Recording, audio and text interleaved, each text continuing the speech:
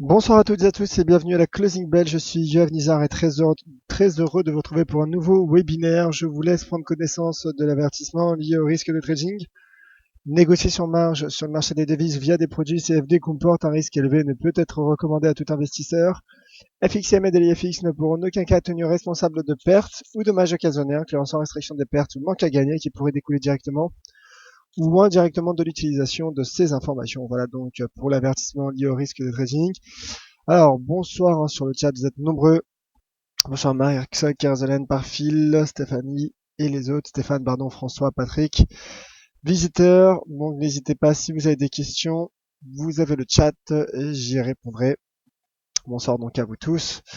Débutons ce webinaire par l'indice CAC 40 et juste avant d'ailleurs de parler du CAC 40, je vous rappelle qu'à 18h on se retrouvera pour un webinaire éducatif sur le marché de l'or pour savoir comment faire du trading sur le cours de l'once d'or.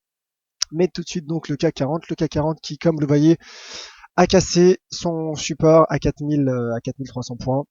Il s'agissait d'un cluster, comme j'en parlais ce matin, d'un cluster entre la partie inférieure du biseau ascendant et ce support à 4300 points. Donc en cas de confirmation, en cas de clôture journalière sous ce niveau, le risque serait bien évidemment baissier. Le risque est de toute façon baissier.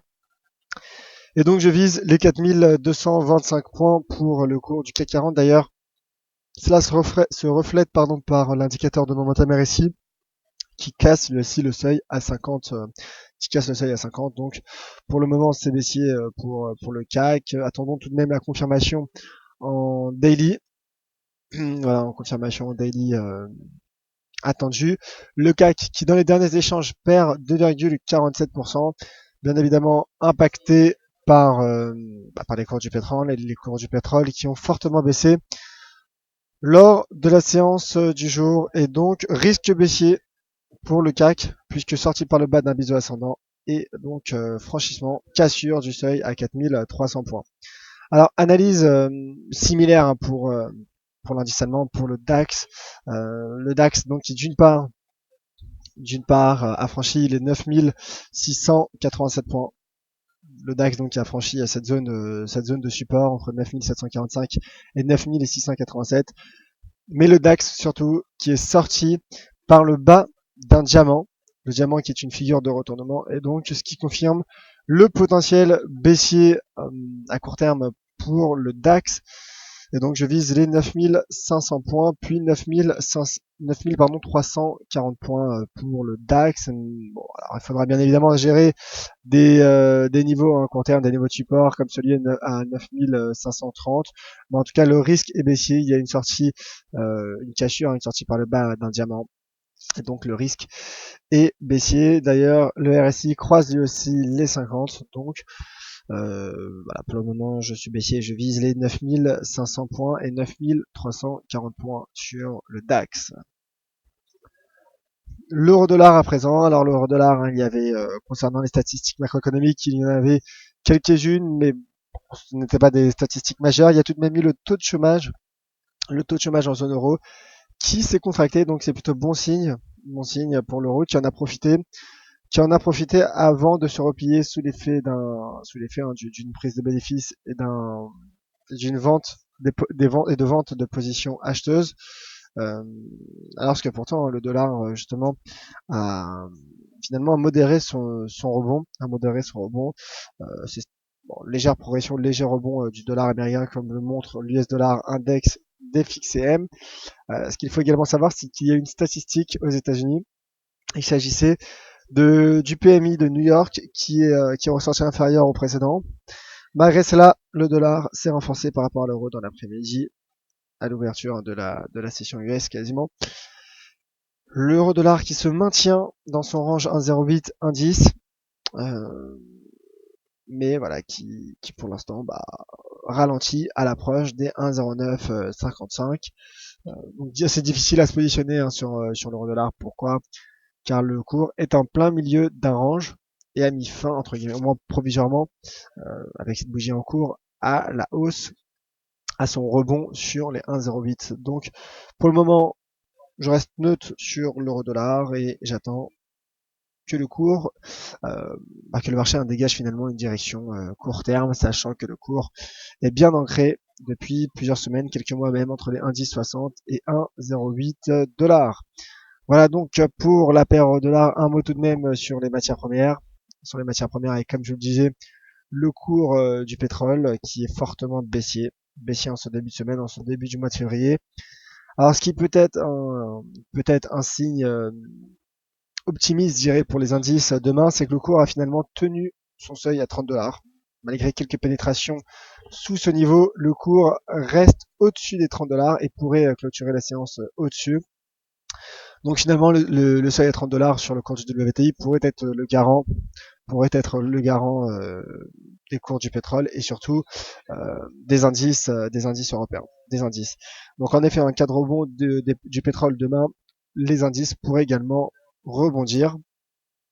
Euh, donc voilà, concernant les objectifs que je vous ai donnés tout à l'heure sur le DAX et sur le CAC, évidemment serait baissier, mais cela passera par une cassure du seuil à 30 dollars pour le cours du WTI, chose qui n'a pour l'instant pas lieu. Et pour finir donc sur les matières premières, le cours de l'once d'or, bon, qui effectue un léger repli technique, mais ça reste bullish. Comme je l'ai expliqué dans mon article, à retrouver sur dailyfx d'ailleurs.fr, le cours a validé une tasse avec anse en franchissant la ligne de coût à 1107 dollars et a ensuite effectué un pullback sur ce niveau. Donc ça reste haussier, le cours se maintient également au-dessus de cette oblique haussière, de cette droite de tendance haussière. Donc pour le moment, c'est haussier, je suis haussier sur le cours de l'once d'or et je vise 1150 et 1162 dollars pour le cours du métal jaune, hein, peut-être même voilà 1170 il y a un niveau aussi. Donc voilà, je vise en tout cas les 1150, 1170 en target pour mes deux objectifs sur le cours de l'once d'or. Voilà donc pour ce résumé de la séance. Passons à présent aux questions, mais juste avant, et comme toujours, un mot sur le calendrier macroéconomique. Il y a également eu le taux de chômage donc en Allemagne qui est ressorti meilleur que prévu puisqu'il s'est contracté. Idem donc pour le taux de chômage de la zone euro au mois de décembre. Toutefois, les prix à la production sont contractés en zone euro. Et donc, comme je le disais, peu de statistiques macroéconomiques aux États-Unis, aucune même de premier plan. Il y a eu tout de même le PMI de New York donc qui s'est contracté. Et demain, retour des statistiques majeures, avec d'une part des statistiques d'autres PMI, un composite de services en Chine. Il y aura également la nuit prochaine, ce soir même, le NFP néo-zélandais, si je peux parler ainsi, en tout cas les chiffres de l'emploi en Nouvelle-Zélande, avec un taux de chômage qui est attendu en hausse par le consensus à 6,1%. Et il y aura un discours de Kuroda, pardon, excusez-moi, j'ai toujours un peu de mal avec Monsieur Kuroda. Et donc il y aura également demain et surtout, au-delà des PMI, des services et composites de la zone euro, l'enquête ADP, la fameuse enquête ADP, donc des chiffres de la création des chiffres de l'emploi dans le secteur privé aux États-Unis, qui impacte généralement, qui impacte à hauteur de 6%, qui représente à hauteur de 6% le rapport NFP. Et à 16h, il y aura également l'indice PMI non manufacturier selon l'agence, selon l'institut ISM et Markit à 16h et à 15h45. Donc à 15h45 pour l'estimation de Markit et à 16h pour l'Institut ISM. Et d'ailleurs, et demain également, il faudra fortement surveiller, il faudra être très attentif au stock de brut hebdomadaire aux États-Unis selon le département de l'énergie. Voilà donc pour le calendrier macroéconomique. Passons aux questions. Et questions de la part de Bruno. Bonsoir Bruno. Un pullback de l'or sur les 1120, toujours d'actualité pour trader ou attendons vendredi pour le NFP. Merci. Écoutez, l'once d'or donc pullback donc sur les 1120. Alors, voici le pullback dont parle dont parle Bruno, donc c'est un pullback court terme. Écoutez, de manière générale, l'once d'or est solide, mon cher Bruno. L'once d'or est solide, comme je le disais ce matin dans le Commodities Market Report. L'once d'or a à la fois progressé pendant les périodes d'aversion au risque, donc du début d'année, provoquées par les craintes sur le ralentissement chinois, malgré des moments d'appétence pour le risque avec des mesures de soutien de la part de banque centrale. L'once d'or est tout de même parvenu à maintenir ses supports. Maintenant, l'once d'or profite également de la baisse du dollar. Donc, de manière générale, l'once d'or est solide. Hein. Lorsqu'un marché a des raisons de baisser et qu'il reste haussier, cela montre la volonté du marché d'acheter l'actif. Donc, en effet, trouver toutefois des points de résistance, de support pourrait être un bon point d'achat. Donc, je vous l'accorde, 120 est un support court terme qui pourrait servir de pullback donc pour acheter le cours de l'once d'or éventuellement. En tout cas, ça pourrait être un signal. Bien évidemment, et d'ailleurs, puisque vous me parlez du NFP, donc le NFP devrait impacter le cours de l'once d'or. Donc une forte volatilité est attendue, mais il y aura également l'ADP demain et l'indice ISM, indice PMI non manufacturier selon l'Institut ISM. Voilà, mon cher Bruno. Alors Jérôme, justement, qui pose une question également sur le cours de l'once d'or, 1150 en combien de temps court terme, donc c'est-à-dire dans les prochaines séances, d'ici une semaine, quoi, enfin dans les prochaines séances, quoi, bien évidemment. Et comme l'a dit Jérôme, il y a le NFP cette semaine, donc peut-être avec le NFP, ça pourrait accélérer le mouvement. Alors, Spirit Trader justement qui indique oui, même, alors je ne vois pas le graphique malheureusement de Spirit Trader, mais qui indique tout de même oui, même Tenkan Daily 1113 pour dernier point d'entrée long. Donc voilà, ça répond également. Spirit Trader donne également une réponse à Bruno. Donc Spirit attendrait les 1113 sur le cours de l'once d'or pour passer à l'achat. Merci mon cher Spirit pour toutes vos explications. Alors, question maintenant sur le Forex. Il s'agit de Kerzelen. Kerzelen donc qui demande un avis sur le CAD Yen et l'USD CAD. Alors le CAD en effet a été volatile notamment en raison de la chute du pétrole. Le dollar canadien a été mis sous pression aujourd'hui. Alors le CAD Yen où est-il Le voici. CAD Yen donc. Le CAD Yen qui semble effectuer un pullback sur ce niveau à 85-83. Toutefois, le CAD est en difficulté, au même titre que le Yen finalement. Ce sont deux devises qui sont en difficulté. Donc en cas de pullback, en effet, je viserai les 85 yens.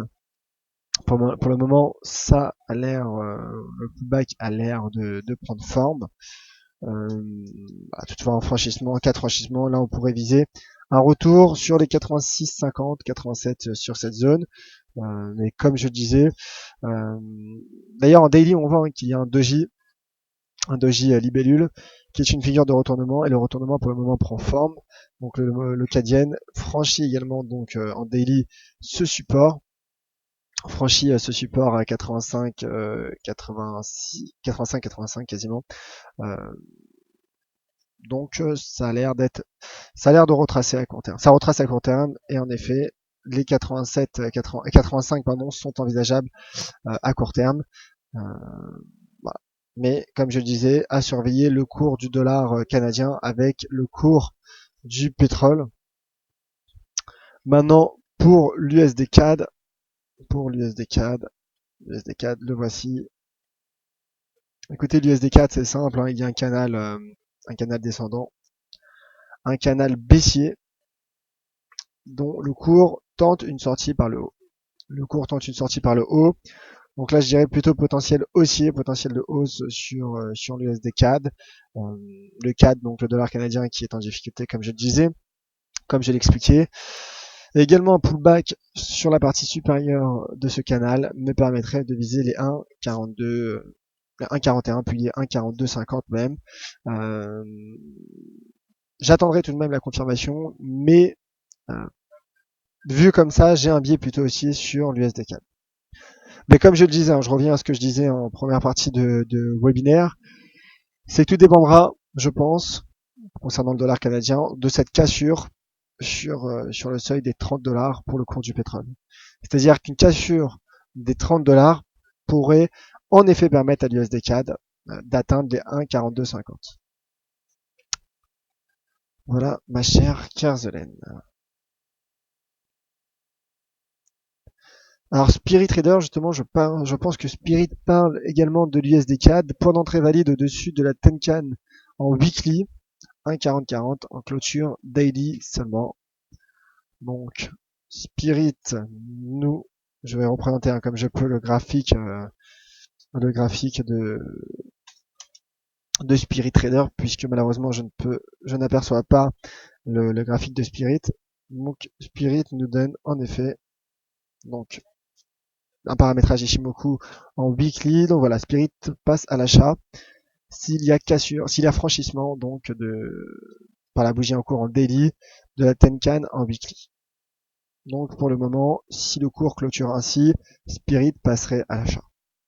Merci mon cher Spirit Trader. Et voilà, donc un complément de réponse pour ma fidèle Kerzelen, que j'en profite pour saluer au passage. Question de la part de visiteurs sur le Forex, USD Yen a tapé la résistance, un rebond est-il possible? Alors l'USD Yen, le voici. L'USD Yen, écoutez, il y a un repli sur résistance, échec sur résistance à 121,59. 121,59. Le yen d'ailleurs le yen qui se stabilise finalement, qui se stabilise toujours à l'intérieur de ce canal. Le dollar qui est également en difficulté. Donc là c'est simple hein, pour vous répondre, mon cher visiteur, oui, un rebond est possible, mais cela interviendrait, donc cela permettrait la formation d'un pullback sur les 120,30. Toutefois, à très court terme, le risque est baissier puisque le marché donc effectue un retracement. Donc mettons un Fibonacci. Voilà, le cours qui a retracé 23,6% selon les ratios de Leonardo Fibonacci. Donc là, en cas de franchissement, je vise les 119,50 pour l'USD Yen et en cas de rebond, je vise les 121,68. Voilà, mon cher visiteur. Alors merci à vous tous d'avoir participé à cette closing bell. On se retrouve dans quelques minutes à 18h pour un webinaire éducatif sur le marché de l'once d'or pour savoir comment faire du trading sur le cours de l'once d'or. Je reste d'ici là à votre écoute sur Twitter @yoavnizar et donc on se retrouve demain à 10h30 pour un point complet sur le cours des principales matières premières. Merci à vous tous. À tout de suite pour le cours de l'once d'or. Et sur Twitter, @yoavnizar. Très bonne soirée, c'était Yoavnizar pour la closing bell. À demain.